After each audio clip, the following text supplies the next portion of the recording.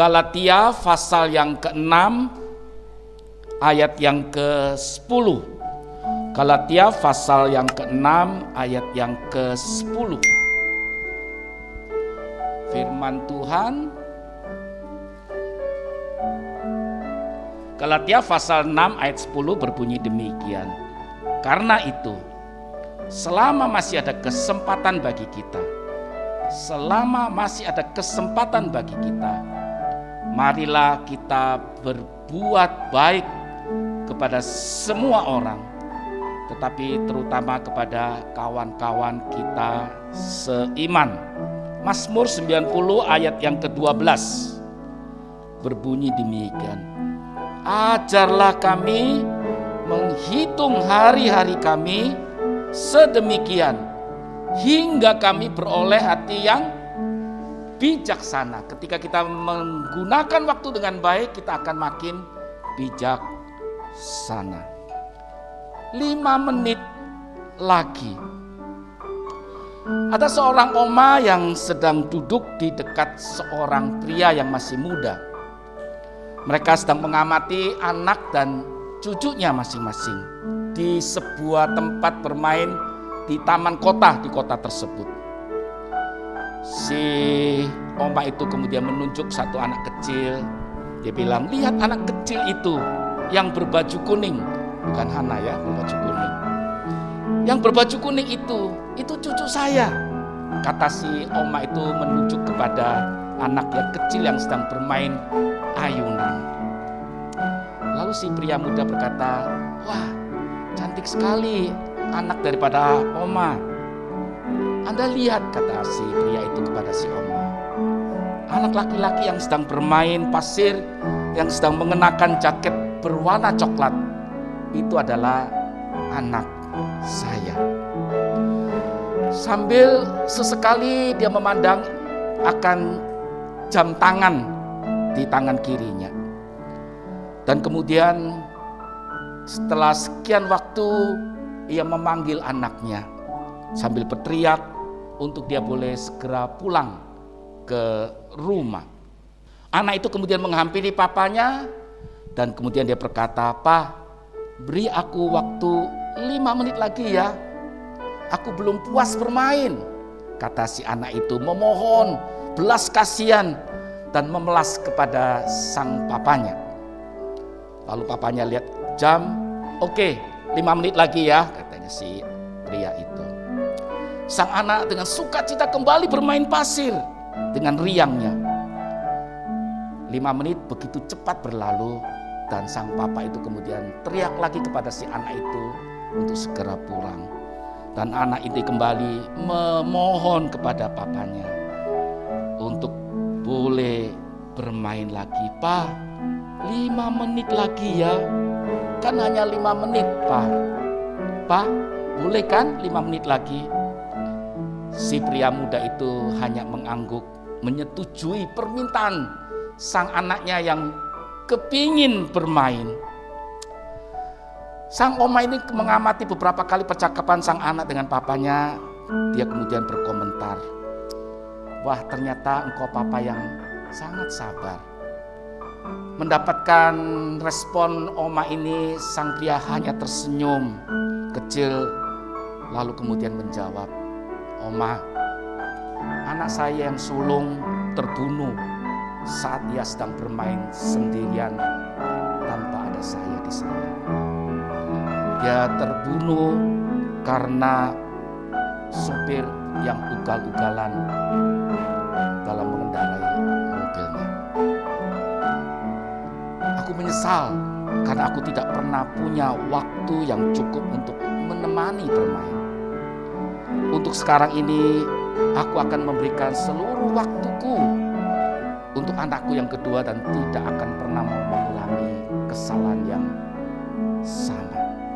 Meskipun hanya 5 menit lagi.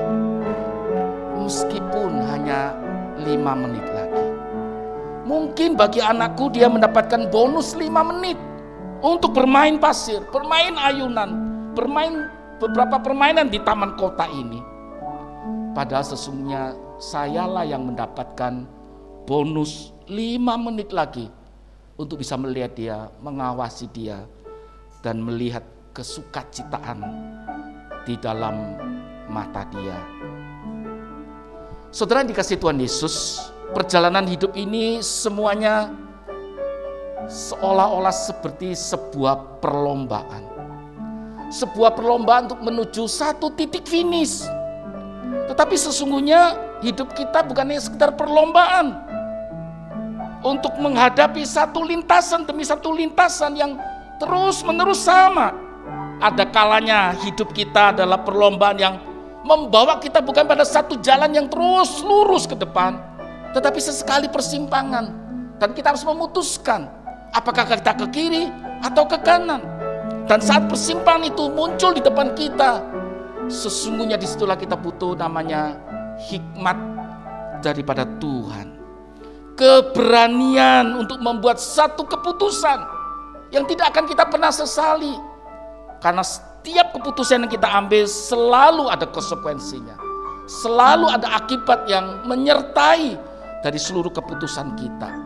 Dan tentu prioritas apa yang menentukan kita untuk mengambil kanan, tidak mengambil kiri atau sebaliknya. Skala prioritas dalam hidup kita itulah yang kemudian kita jalani, kita isi dalam perjalanan hidup kita. Permisi tanya, fokus utama atau prioritas apa yang saat ini kita miliki dalam hidup kita? Sebagian besar kita sudah berumur 60 ke atas, sebagian kecil yang kita mungkin di bawah 60. Penyesalan apa yang kita, kalau kita boleh menyesal, apa sih yang kita sesali dalam perjalanan hidup ini? Pasti ada. Seperti ayah yang kita dengar dari kisah di atas. Dia menyesal karena tidak memiliki waktu bermain dengan anak yang sulung. Tetapi ketika kita menggunakan waktu yang ada, prioritas yang kita tetapkan, kita putuskan, kita ambil kemudian, kita ambil dan kita tidak boleh pernah menyesal selanjutnya. Bapak Ibu yang dikasihi Tuhan Yesus, waktu adalah kesempatan. Waktu dan kesempatan itu adalah kehidupan. Saudara ada mengatakan bahwa waktu itu adalah kesempatan, tapi waktu dan kesempatan bukannya sekedar sebuah kesempatan saja. Tetapi dalam waktu itu ada kehidupan. Ada hal-hal yang kita bisa ganti dan kita tebus di dalam perjalanan waktu kita. Tetapi bukankah banyak yang kita tidak bisa tebus? Kita tidak bisa kembali, tidak bisa diganti dengan materi, benda, atau apapun yang kita miliki. Jadi ketika kita sedang menyia-nyiakan waktu yang kita miliki, sesungguhnya kita sedang menyia-nyiakan yang namanya kehidupan itu. Bila mana kita mempergunakan waktu dengan baik, saya boleh katakan kita sedang mencintai kehidupan yang Tuhan berikan dalam perjalanan hidup kita, bukan?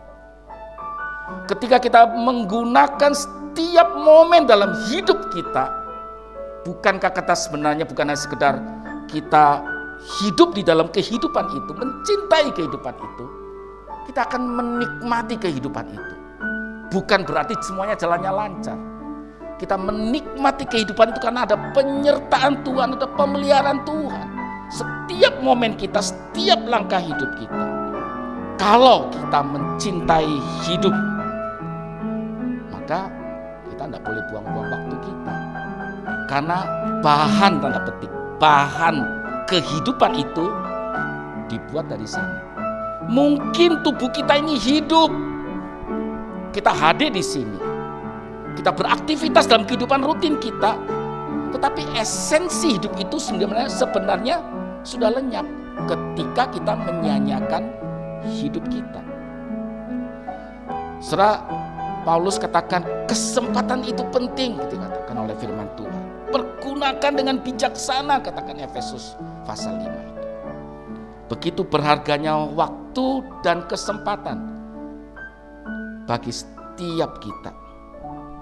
Dan kadangkala waktu yang sangat sempit, selalu ada kesempatan dalam kesempitan itu. Siapa buktinya? Yaitu salah seorang yang ada di samping salib Tuhan Yesus. Di dalam momen yang begitu sempit, dia menggunakan kesempatan dan berkata, Tuhan, ingatlah aku waktu Engkau di Firdaus. Saudara, kadang-kala waktu yang sempit itu menimbulkan dan menghasilkan sebuah yang namanya kekekalan dalam hidup kita. Kesempitan apa yang seringkali terjadi dalam hidup kita? Ketika bertemu dengan orang yang belum mengenal Tuhan, bukankah itu kesempitan? Apakah kita mempergunakan kesempitan itu sehingga menimbulkan nilai-nilai kekekalan dalam waktu yang seolah-olah rutin berjalan setiap hari begitu? Saudara yang dikasihi Tuhan Yesus, kehidupan, pekerjaan, keluarga, hari demi hari yang kita jalani harus kita maknai sebagai sebuah anugerah dari Tuhan Allah. Jikalau kita memahami bahwa hidup dan hari-hari yang menjembuka dikatakan oleh pemazmur, ketika kita isi dengan pemahaman bahwa itu adalah anugerah Tuhan dalam kesementaraan hidup kita, maka kesadaran bahwa ini adalah anugerah Tuhan akan membawa kita pada sebuah tanggung jawab yang lebih dalam perjalanan hidup kita. Pasti itu. Kita akan bertanggung jawab terhadap karunia yang Tuhan berikan. Kita bertanggung jawab terhadap keluarga yang ada di sekitar kita. Kita bertanggung jawab terhadap pekerjaan yang Tuhan berikan. Kita bertanggung jawab terhadap kesehatan atau apapun yang Tuhan berikan, yang mampir dalam hidup kita, yang ada bersama-sama dengan kita. Sebab kita juga hidup di saat ini dan kita tidak tahu kapan Tuhan akan panggil kita. Hari ini Ketua Komisi Sukacita berulang tahun. Tapi apakah tahun depan saya bisa melihat dia ulang tahun ke-71? Atau dia bisa bersama-sama dengan kita 71? Kita tidak tahu. Suatu hari kita akan pergi. Tetapi ketika kita pergi, kita tidak menyesal akan hidup yang sudah Tuhan sediakan, yang Tuhan percayakan bagi hidup kita. Sebab apakah waktu itu adalah kesempatan? Kita perlu memikirkan hal ini dengan serius. Saudara, ada peribahasa mengatakan lebih mudah mencari uang dengan waktu kita yang ada, tetapi tidak mudah dengan uang kita mencari waktu, bukan? Kita mencari uang dengan waktu yang Tuhan sediakan mudah. Tetapi mencari waktu dengan uang yang sudah berlimpah mungkin nggak bisa. Nggak bisa. Kita nggak kepingin muda bisa muda lagi, nggak bisa. Ingin tenaga kuat lagi, tidak bisa. Dulu waktu kami pelayanan di Papua, satu minggu bisa beberapa kali ke hutan belantara, ya, ke pelayanan pos PI kami. Berjam-jam harus lewati dengan jalan yang sangat susah sekali. Pulang, sukacita bisa tidur nyenyak luar biasa dengan kelelahan. Masih kuat bisa bangun lagi besok paginya. Kadang harus tidur di hutan karena apa? Mobil 4-wheel drive pun tetap harus tidur di hutan. Masih kuat. Sekarang tidak bisa lagi sudah. Cimari sama kita kemarin rapat. Karena sudah pulang dari sekolah langsung apa? Blek. Sudah nggak diganggu orang-orang. Nanti tiba-tiba 7:30 kita baru bangun, baru makan malam, baru mandi, baru apa. Saudara, kita ingin kembali ke masa yang lalu, tapi tidak bisa semuanya bisa kembali. Pepatah Chinese kuno mengatakan 1 inch waktu kita itu sama dengan 1 inch, 1,5 senti emas nilainya. Tetapi 1 inch emas itu tidak bisa menggantikan 1 inch waktu kita. Waktu tidak selalu menjadi sebuah kesempatan kalau kita tidak ada hikmat di dalam hidup kita. Berapa panjang hidup kita, itulah panjang hidup kita. Usai hidup kita, usai pula waktu yang kita miliki. Seolah-olah waktu adalah kehidupan. Tetapi kalau kita jalani seperti tadi saya katakan, jalani tanpa hikmat Tuhan, memang kita hidup. Tetapi esensi hidup itu sendiri kita hilangkan. Sudah tidak ada dalam hidup kita. Kalau kita benar-benar mencintai diri kita, mencintai waktu yang Tuhan sediakan, apa yang dapat kita kerjakan hari ini? Kita tidak boleh tunda lagi. Waktu makin sempit, dunia ini makin sulit, perekonomian makin tidak mudah. Mari kita mohon anugerah Tuhan. Berapa banyak orang menyesali hidupnya, mengeluh bahwa dia sudah terlambat. Semuanya sudah berlalu, gak bisa dibenahi. Kembali hidup itu tidak bisa diputar. Sejarah tidak bisa diulang kembali. Waktu sudah lewat. Tetapi apakah kita hanya berhenti dalam penyesalan? Si penjahat di sebelah Tuhan Yesus mungkin menyesal, tetapi dalam penyesalan dia tidak berhenti dalam penyesalan, tapi dia bangkit dari penyesalan, berubah, tidak seperti dulu lagi. Saudara, sebenarnya waktu lebih daripada kesempatan, tetapi setiap kesempatan tidak mungkin berada di luar waktu. Saudara, kesempatan selalu ada di dalam waktu, rentang waktu yang kita sedang jalani dalam hidup kita. Hal itu tidak berarti kita boleh memilih setiap kesempatan berdasarkan keinginan kita.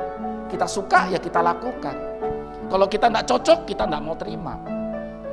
Seperti contoh tadi, ketika kita dipertemukan dengan orang yang belum mengenal Tuhan, ya kita tidak persiapan Tuhan. Kita tidak mengenal dia.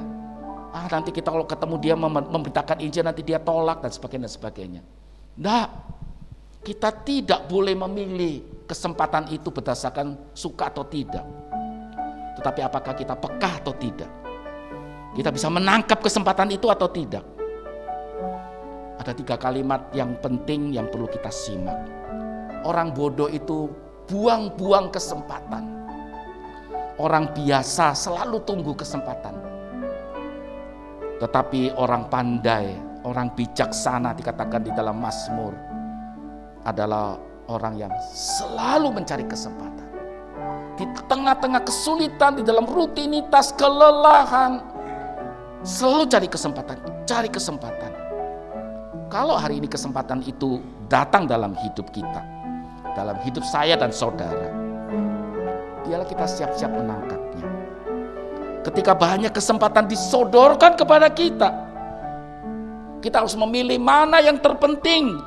Dan itu hanya butuh namanya hikmat dalam Tuhan. Apa yang kita wariskan di akhir hidup kita, itulah yang akan kau jalani. Engkau akan pelihara, engkau akan terus pimpin, mohon hikmat. Sehingga apa yang kau wariskan itu menjadi sebuah warisan yang terindah dalam hidup. Sehingga ketika kita terbaring, walaupun kita nggak mendengar, tapi orang-orang di sekitar kita mendengar. Orang ini adalah orang yang luar biasa. Di dalam perjalanan hidup yang semua orang sama hadapi, kesulitan juga sama, masa-masa penderitaan juga sama dialami oleh orang lain. Tapi orang ini berbeda hidupnya. Maukah engkau mendapatkan pujian itu? Tangkaplah kesempatan demi kesempatan.